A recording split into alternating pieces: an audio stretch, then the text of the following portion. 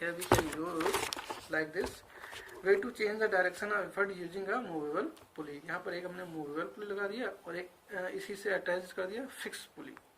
Clear.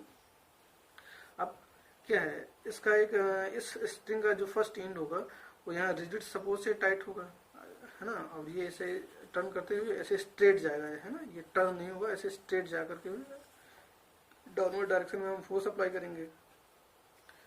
अब ये क्या है, इसके केस में जो मैकेनिकल एडवांटेज आएगा वो 2 आएगा और इससे 1 आता है। इसका मतलब जो टोटल मैकेनिकल एडवांटेज आ रहा होगा वो 2 आएगा, वेलोसिटी रेशियो भी 2 आएगा। मतलब ये जो मशीन है वो फोर्स मल्टीप्लाई की तरीके से वर्क करेगी, है ना, और जो इफर्ट का डायरेक्शन है वो इसके कारण क्या हो गया है, चेंज हो गया है।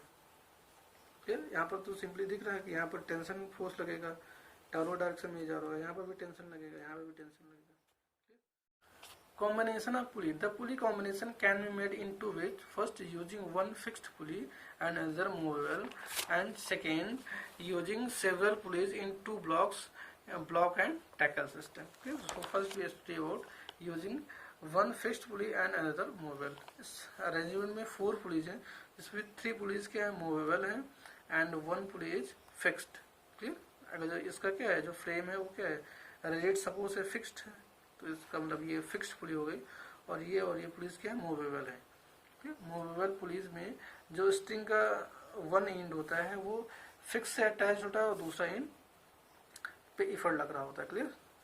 तो इसमें क्या क्या है, जो पहली पुली ए है, पुली ए को एक स्ट्रिंग लगाई गई है, उसके फर्स्ट एंड को रिजिड सपोर्ट से टाइट कर दिया गया है और दूसरे एंड को पूरी सेकेंड पुली मीन्स बी पुली के जो है फ्रेम से यहाँ पर फ्रेम के हुक से टाइट कर दिया गया है। ऐसे सेम और बी पुली का जो फर्स्ट स्ट्रिंग का जो फर्स्ट एंड है वो यहाँ रिजिड सपोर्ट से टाइट कर दिया गया है और सेकेंड एंड को हमने नेक्स्ट पुली मीन्स पुली सी के फ्रेम से क्या कर दिया, हमने अटैच कर दिया। Clear.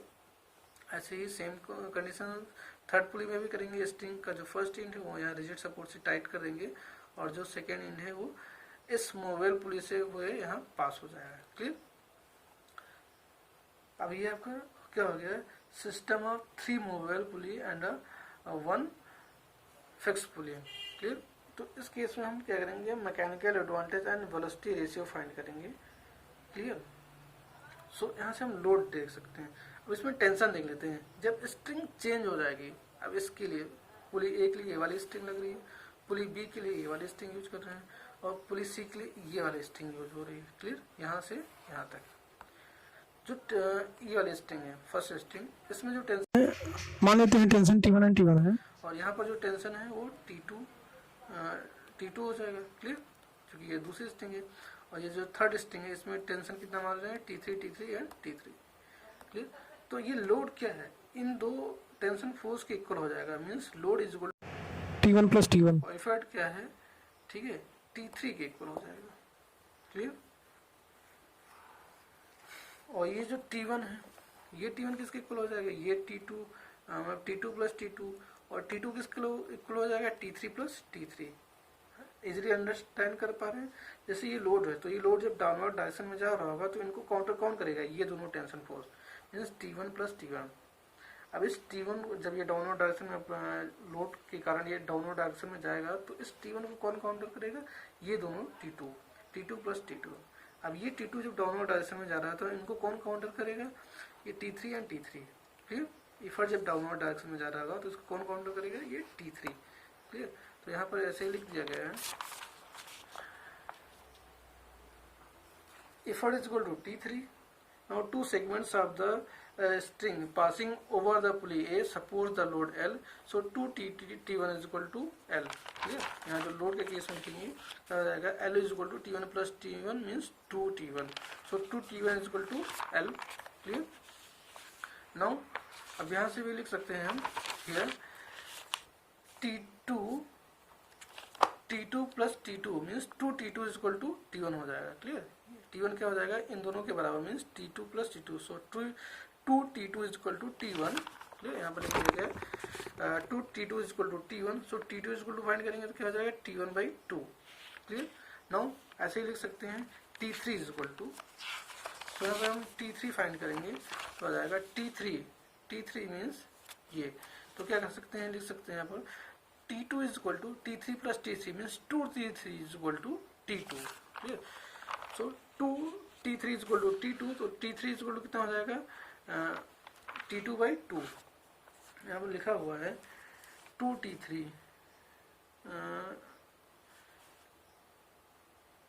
T2 is equal to 2T3। So T3 is equal to T2 by 2 हो जाएगा, T3 is equal to T2 by 2। Clear. अब यहाँ पर T2 की वैल्यू क्या है L by 2। क्लियर। तो यहाँ पर रखेंगे तो L by 2 into L by 2 power 2 है, तो क्या हो जाएगा L by 2 पावर 3, 2 से मल्टीप्लाई होगा। क्लियर। सो यहाँ पे अगर हम लोड फाइंड करना चाहें तो क्या हो जाएगा, ये 2 पावर 3 इस साइड मल्टीप्लाई हो जाएगा, means load is equal to 2 power 3 into T3। Clear.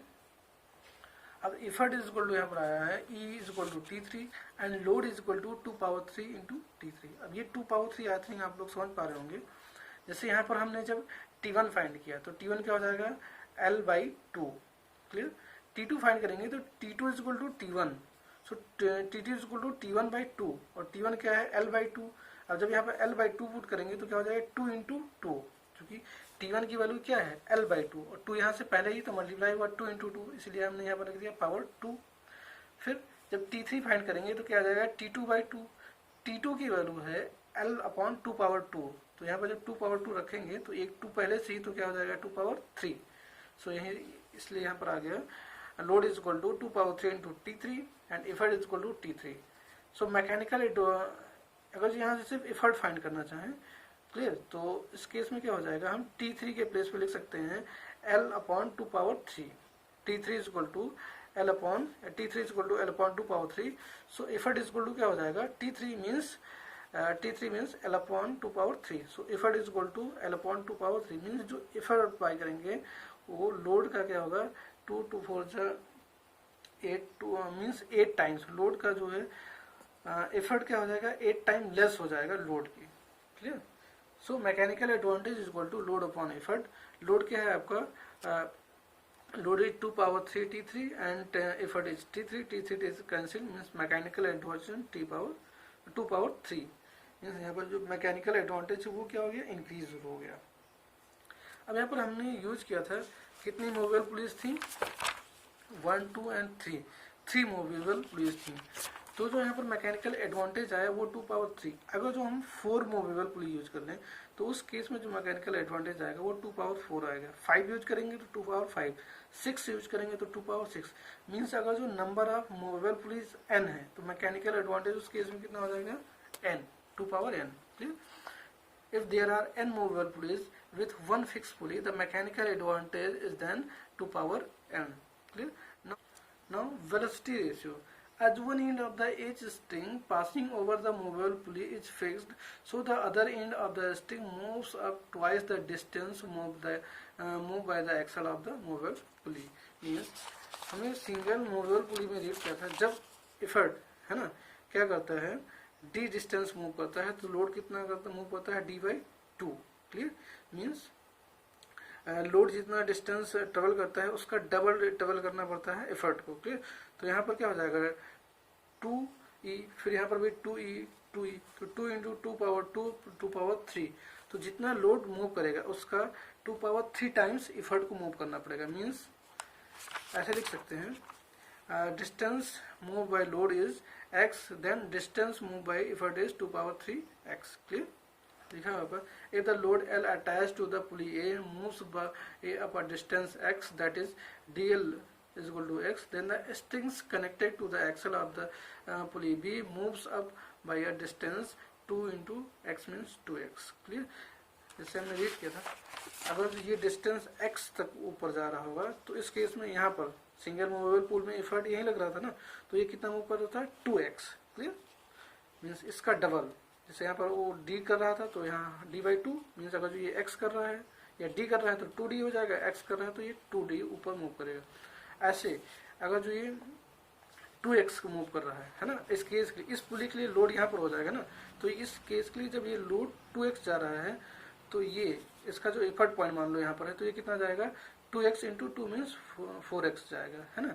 और जब इस पुली के लिए लोड यहाँ पर हो जाएगा। ये अगर जो 4x ऊपर जा रहा है तो ये कितना जाएगा 4 टू जा 8x, क्लियर, मीन्स ये 8x जा रहा होगा, क्लियर। और यहाँ पर तो इफर्ट उतना ही मूव होता है जितना लोड मूव होता है, मीन्स ये टोटल कितना इफर्ट को कितना मूवमेंट करना पड़ेगा 8x, means 2 power 3x।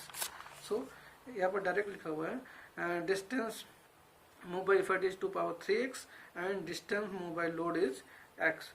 So velocity ratio is equal to dE upon dl, distance moved by effort of dE upon distance moved by load dl, 2 power 3x and load here x, x cancel out means velocity ratio is 2 power 3.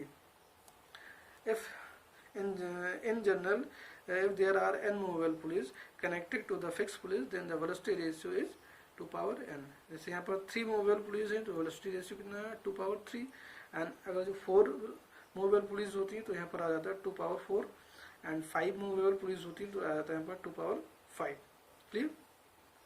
So now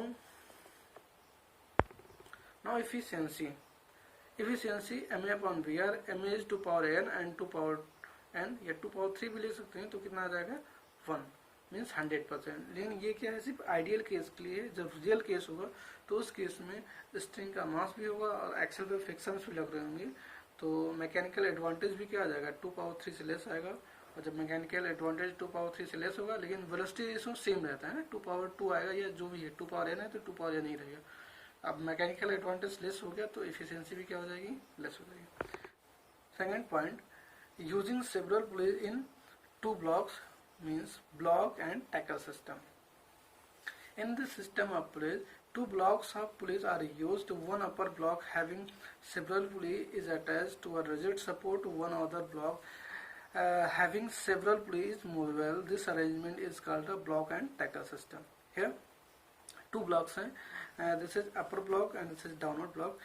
Upper block में भी बहुत सारे several pulleys हैं. यहाँ पर 3 हैं, यहाँ पर 2 हैं, and यहाँ पर downward block में 2 pulleys हैं, यहाँ पर भी 2 pulleys हैं, क्लियर। यहाँ पर 2 कंडीशन हो सकती है कि अपर ब्लॉक में एंड डाउनवर्ड ब्लॉक में जो नंबर ऑफ पुली हैं या सेम हो सकती हैं या अपर ब्लॉक में नंबर ऑफ पुली ग्रेटर हो सकती हैं as compare to downward block. लेकिन ऐसा कोई कंडीशन नहीं बन सकता कि डाउनवर्ड ब्लॉक में नंबर ऑफ पुलीज ग्रेटर हो जाए as compare to upper block, clear. जैसे 3 पुलीज हैं तो इन 3 पुलीज में से 2 पुली को अपर में लगा देंगे और 1 पुली को डाउनवर्ड में लगा देंगे। ऐसा नहीं कर सकते कि 2 पुली को डाउनवर्ड में लगा दें और 1 पुली को अपवर्ड में लगा दें, फिर ऐसा करेंगे तो क्वेश्चन गलत हो जाएगा। आपके बोर्ड एग्जाम में पुली का जो डायग्राम है वो कंस्ट्रक्ट करने के लिए आता है तो इसको रूल बता देते हैं अभी कैसे करना है। No some important terms, if the number of pulley in the upper block is more than that of the number of lower blocks then one end of the string is attached to the hook of the lower block।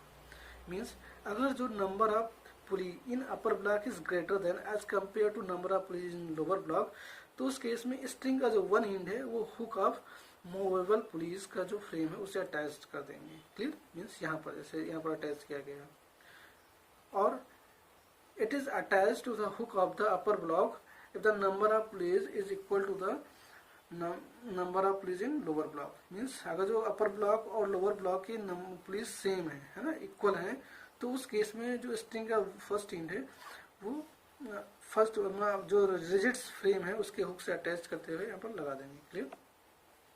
अब हम यहाँ पर देख लेते हैं कैसे pulleys को construct करना है, क्लियर।